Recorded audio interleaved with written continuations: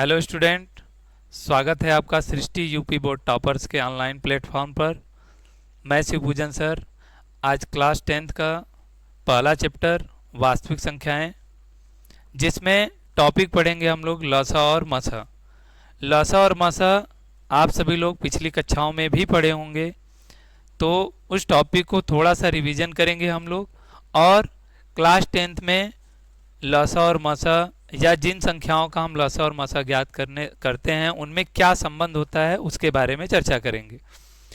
ठीक है, तो लसा और मसा ज्ञात करने की विधियां, जिसमें हम लोग दो विधियों के बारे में पढ़ेंगे। पहली विधि है अभाज्य गुणनखंड विधि और दूसरी विधि है भाग विधि। अभाज्य गुणनखंड विधि से हम लोग लसा और मसा दोनों ज्ञात करेंगे। उसके बाद दूसरी विधि है भाग विधि, उससे भी हम लोग लसा और मसा ज्ञात करेंगे। आइए इस पर एग्जाम्पल देखते हैं। जैसे अभाज्य गुणनखंड विधि से करना है तो दो संख्याएं लेते हैं। चलिए, जैसे मान लीजिए कि 8 और 24 ये दो संख्याएं दी हुई है। का लसा अभाज्य गुणनखंड विधि से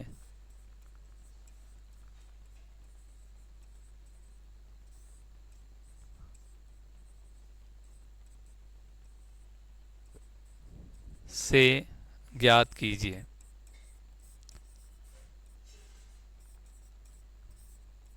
चलिए, ये एक एग्जाम्पल हो गया। अब इसी को देखते हैं कैसे ये करना है अभाज्य गुणनखंड विधि। तो इसमें हम लोग अलग अलग संख्याओं का अभाज्य गुणनखंड करेंगे। तो 8 का अलग अभाज्य गुणनखंड और 24 का अलग अभाज्य गुणनखंड करेंगे। अब संख्याओं का गुणनखंड करने का सब लोग तरीका जानते हैं कि संख्याओं को हम लोग अभाज्य संख्याओं से विभाजित करना होता है। तो 8 है तो 8 को सबसे पहले हम लोग विभाजित करेंगे सबसे छोटी अभाज्य संख्या 2 से। तो 2 से अगर 8 को विभाजित करेंगे तो ये 4 बार में विभाजित होगा। फिर 4 को 2 से विभाजित करेंगे तो 2 बार में विभाजित होगा। और 2 से 2 को विभाजित करेंगे तो 1 बार में विभाजित होगा। यानी 8 को अगर हम अभाज्य गुणनखंडों के गुणनफल के रूप में लिखें तो क्या होगा, 2 गुणे 2 गुणे 2 ऐसा मिलेगा। और ऐसे ही अगर 24 का अभाज्य गुणनखंड करें तो 24 एक सम संख्या है, इसके इकाई के स्थान पर 4 है, तो ये 2 से कटेगा। तो पहले 2 से ही शुरू करेंगे। 2 से इसको विभाजित करेंगे तो 2 एकम 2, 2 दूना 4, यानी 12 बार में कटेगा। फिर 2 से 12 को विभाजित करेंगे तो 2 छक्का 12। फिर 2 से 6 को विभाजित करेंगे तो 3 बार में कटेगा। और 3 से 3 को विभाजित करेंगे तो 1 बार में कटेगा। तो यहाँ पर 24 का अभाज्य गुणनखंड का गुणनफल रूप अगर लिखें तो क्या होगा, 2 गुणे 2 गुणे 2 गुणे 3। ठीक है, इस तरह से ये गुणनखंड बना लेंगे और फिर लिखेंगे इनका लसा। ठीक है, अब लसा ज्ञात करने के लिए क्या करेंगे, लसा ज्ञात करने के लिए इन दोनों संख्याओं के अभाज्य गुणनखंड में जो संख्याएं उभयनिष्ठ होंगी उनका जोड़ा बनाएंगे और उसमें से एक संख्या को लेंगे। तो जैसे यहां पर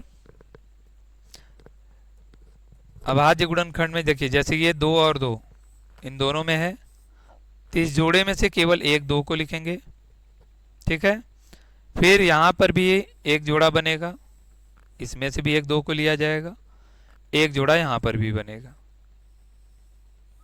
तो यानी गुणनखंड में या गुणनफल में क्या क्या मिलेगा, ये 2 2 कितनी बार आ जाएगा, 3 बार। एक जोड़ा यहां से, एक जोड़ा यहां से और एक जोड़ा यहां से। और ये 3 अभी बचा हुआ है, इसका जोड़ा किसी के साथ नहीं हो रहा है। तो जिन संख्याओं का जोड़ा बनेगा उनमें से एक संख्या लिखेंगे और जो संख्या बच जाएगा उसको भी गुणे के रूप में लिख लिया जाएगा। और इन्हीं संख्याओं का जो गुणनफल होगा ये इनका लसा कहलाएगा। तो गुणा करेंगे तो 2 दूना 4, 4 दूना 8, 8 त्रिका 24। यानी कि 8 और 24 का जो लसा है वो हो जाएगा 24।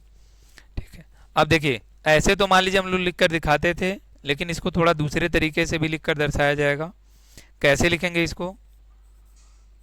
क्वेश्चन में इस तरह से भी लिख कर देता है कि हमने दो संख्या 8 और 24 का लसा निकाला, तो ऐसे लसा लिखेंगे और ब्रैकेट में लिखेंगे 8 कामा 24 और बराबर में लिखेंगे इसका लसा 24। ठीक है, ऐसे लिखने का मतलब है कि ब्रैकेट के अंदर जो दो संख्याएं हैं उनका लसा हमें बराबर में कितना मिल रहा है? 24 मिल रहा है। चलिए, अब अगर मौसा निकालना होगा तो क्या करेंगे?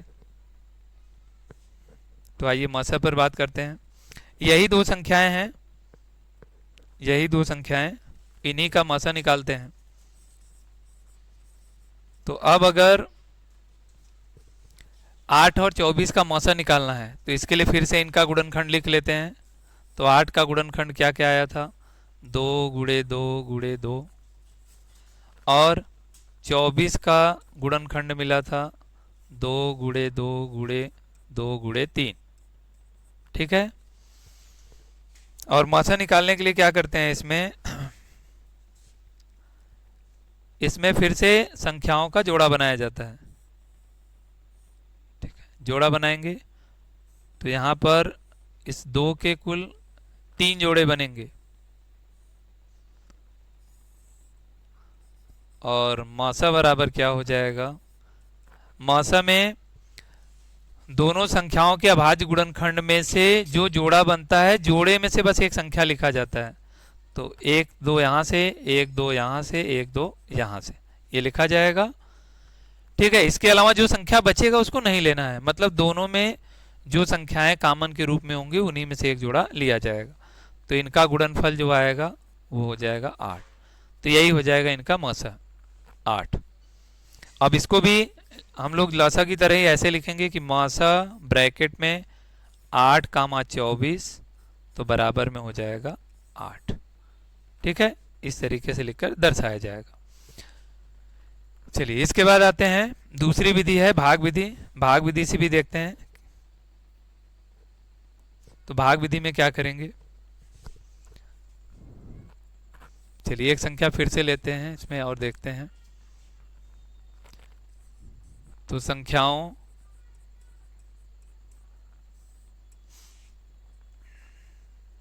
सोलह और 24 का लसा व मसा, लसा व मसा भाग विधि से ज्ञात कीजिए।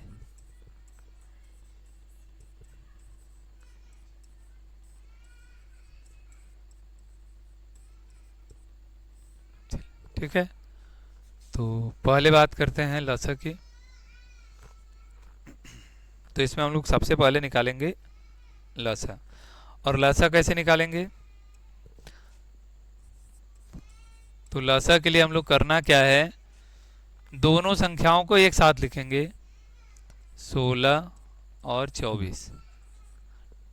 ठीक है, तो 16 भी सम संख्या, 24 भी सम संख्या है, दोनों ही कटेंगे 2 से।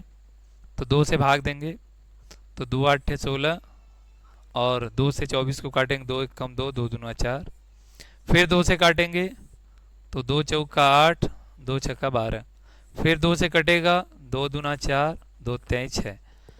चलिए, अब देखिए इसमें दोनों संख्या अलग अलग होगी, एक 2 है एक 3 है। तो इसको बारी बारी से पहले 2 से काटेंगे तो 2 कट जाएगा एक बार में, 3 नहीं कटेगा उसको ऐसे उतार लेंगे। अब 3 से 3 को काटेंगे तो एक ऐसे ही रहेगा और यहाँ से ये 3 भी कट जाएगा एक बार में। तो ये पूरा पूरा कट गया। अब यहाँ से हम लोग डायरेक्ट लिखेंगे क्या, लसा बराबर, बस ये जो अभाज्य संख्याएं मिली हैं जिनसे इनको विभाजित किया गया उन्हीं को गुणे रूप में। तो 2 गुणे 2 गुणे 2 गुणे 2, कितनी बार हो गया? 2 1 2 3 4 बार और गुणे में 3। चलिए गुणा करेंगे इनका, 2 दूना 4, 4 दूना 8, 8 दूना 16, 16 16 3 48। तो इनका लसा क्या हो गया? 48 हो गया। ठीक है, जैसा कि पिछले भी एग्जाम्पल में भी हुआ है कि इसको दूसरे तरीके से, यानी हम लोग ऐसे लिखेंगे कि लसा ब्रैकेट में दोनों संख्याएं 16 कामा 24 और बराबर में इनका लसा 48। तो ये है लसा ज्ञात करने की भाग विधि। अब हम लोग ज्ञात करते हैं मौसा। देखिए मौसा कैसे ज्ञात करेंगे। तो मौसा के लिए जिन दो संख्याओं का मौसा हमें निकालना रहेगा, उसमें से जो छोटी वाली संख्या रहेगी उससे बड़ी वाली संख्या में हम लोग करेंगे भाग। चलिए तो मौसा निकालते हैं। मौसा के लिए क्या करेंगे, छोटी संख्या 16 से भाग देंगे बड़ी संख्या 24 में। चलिए तो कितनी बार में, 16 से 24 पूरा पूरा तो कटेगा नहीं, तो हम लोग एक बार ले जाएंगे, 16 कम 16 और यहां से घटाएंगे तो बचेगा 8। अब 16 से 8 नहीं कटेगा तो क्या करना है, ये जो शेषफल बचेगा इससे भाग देंगे भाजक में। भाजक यानी जिससे पहले भाग दे रहे थे, यानी 8 से अब भाग देना है 16 में, तो 16 को यहां लिखेंगे। तो 8 से 16 कटेगा दो बार में, 8 दूना 16, ये पूरा पूरा कट गया। ठीक है, तो भाग विधि से मौसा निकालने के लिए जब हम संख्या से भाग देंगे तो जिस संख्या से यह दी हुई संख्या पूरी तरह से विभाजित हो जाएगी, तो वही संख्या ही इन दोनों का कहलाएगा मौसा। यानी यहां से हम लोग मौसा 16 कामा 24 क्या लिखेंगे, बराबर में 8, क्योंकि 8 से ही 16 भी कटा है और 24 भी कटा है। ठीक है, तो ये है भाग विधि। तो इस तरह से हम लोग भाग विधि से लौसा निकालेंगे और इससे भाग विधि से मौसा ज्ञात करेंगे। ठीक है, अब आइए देखते हैं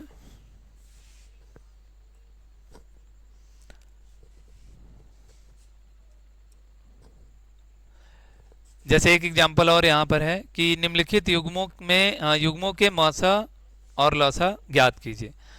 तो यहाँ पर दो युग्म दिया गया है, संख्याओं का युग्म बनाया गया है। इन संख्याओं का हमें मौसा और लौसा दोनों ज्ञात करना है। ठीक है, इसमें दिया नहीं कि कौन सी विधि से करना है। तो जब क्वेश्चन में ये न दिया रहे कि किस विधि से मौसा और लौसा ज्ञात करना है, तो दोनों विधियों में से जो भी विधि चाहे वो विधि लगा सकते हैं। लेकिन हाँ, अगर किसी विधि का नाम ले लेता है, जैसे अगर कह दिया भाग विधि से लौसा मौसा ज्ञात कीजिए, तो भाग विधि से ही करना पड़ेगा। दूसरी विधि से अगर करेंगे तो उस पर आपको नंबर नहीं दिया जाएगा। तो आइए इसको हम लोग करते हैं। तो भाग विधि से इसको हम लोग सॉल्व करते हैं। अगर नहीं बोला है तो भाग विधि से करते हैं, भाग विधि आसान और छोटा है। चलिए तो सबसे पहले लौसा निकालते हैं,